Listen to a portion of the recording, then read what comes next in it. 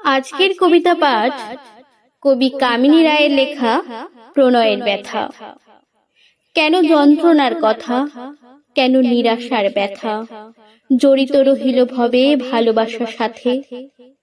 কেন এত হাহাকার, এত ঝড়ে অশ্রুধার, কেন কণ্টকের কূপ প্রণয়ের পথে?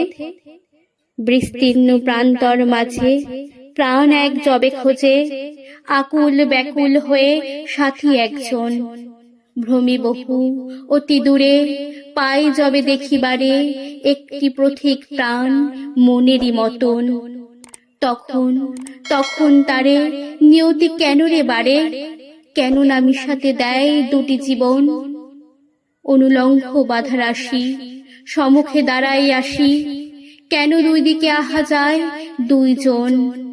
অথবা একটি প্রাণ আপনারে করে দান, আপনারে দেয় ফেলে অপরের পায়।